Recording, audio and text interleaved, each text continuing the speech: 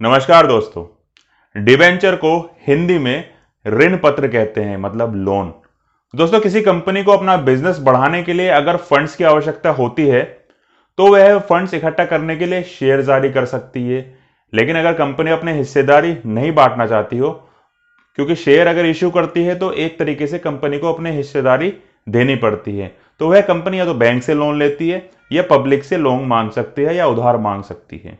अगर कंपनी लोगों से उधार मांगने का फैसला करती है तो इसके लिए कंपनी को एक सर्टिफिकेट जारी करना होता है जिसे डिबेंचर कहा जाता है, जिसके जरिए वह कुछ सालों के लिए अपने व्यापार को बढ़ाने के लिए पैसा उधार मांग सकती है। डिबेंचर एक तरह से कंपनी की गारंटी होती है कि कंपनी समय सीमा समाप्त होने पर ब्याज सहित उस व्यक्ति का पैसा वापस कर देगी। यह डिबेंचर एक टाइम पीरियड के लिए यानी कि एक निश्चित अवधि के लिए दिए जाते हैं और इन पर इंटरेस्ट भी पहले से ही डिफाइन किया जाता है। डिबेंचर होल्डर कंपनी को कर्ज देते हैं, इसलिए उन्हें क्रेडिटर कहा जाता है। दोस्तों, इन्वेस्टर किसी भी कंपनी का डिबेंचर कंपनी की वैल्यू और उसकी रेपो देखकर खरीद सकते हैं।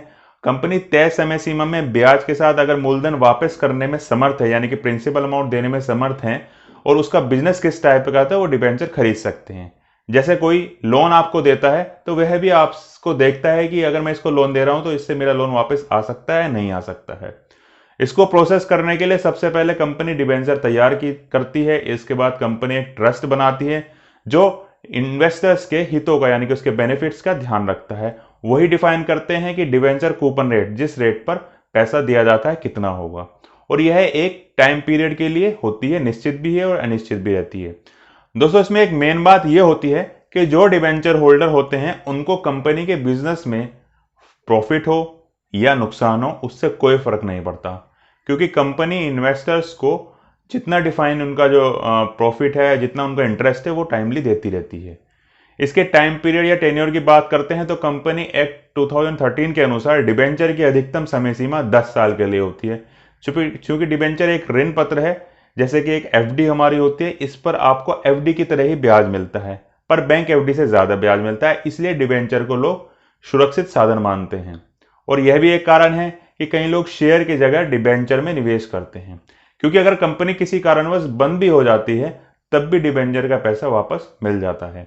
अगर हम डिबेंचर के टाइप्स की बात करते हैं, कितने टाइप्स के डिबेंचर होते हैं, तो डिफरेंट डिफरेंट टाइप के हैं। पहले अगर बात करते हैं ट्रांसफेबिलिटी के हिसाब से, यानी कि बदले जाने के हिसाब से, पहला होता है रजिस्टर डिबेंचर, यानी कि जो डिबेंचर किसी कंपनी के रजिस्टर में रजिस्टर है, वो जिसके नाम पर रजिस्टर होगा वही उसको यूज कर सकता है, वही उसका इंटरेस्ट ले सकता है। दूसरा होता है बियरर या अनरजिस्टर्ड डिबेंचर। जिस डिबेंचर को किसी भी कंपनी के रजिस्टर में नहीं डाला जाता है या लिखित रोड पे नहीं दिया जाता है, उसको वो किसी को भी दे सकता है और जिसके पास वो रहेगा वही उसका इंटरेस्ट ले सकता है, उसको अनरजिस्टर्ड डिबेंचर बोलते हैं। अगर हम रिडीमेबिलिटी यानी कि निकासी, पैसा निकालने के उस पर डिफरेंस पे देखते हैं तो दो तरीके के होते हैं, रिडीमेबल और इरिडीमेबल डिबेंचर्स। रिडीमेबल ये होता है कि एक टाइम के बाद वो कंपनी रिडीम कर लेती है। इरिडीमेबल ये होता है कि उसको जब तक कंपनी बंद नहीं हो जाती वो डिबेंचर चलता रहता है, लेकिन इंडिया में अभी तक ऐसे डिबेंचर नहीं दिए जाते हैं।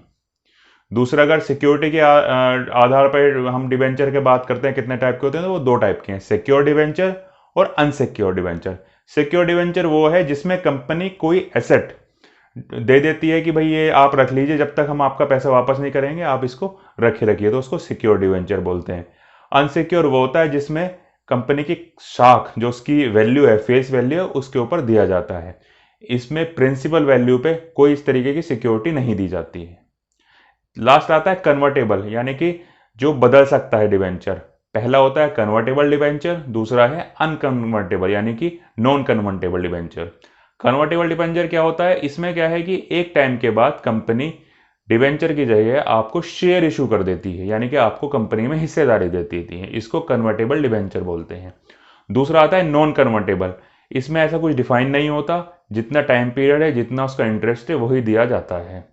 दोस्तों, इस वीडियो में आपने डिबेंचर के बारे में जाना कि क्या होता है। आशा करता हूं कि डिबेंचर से रिलेटेड सभी बेसिक इंफॉर्मेशन आपके पास इसको देखने के बाद आ गई होगी।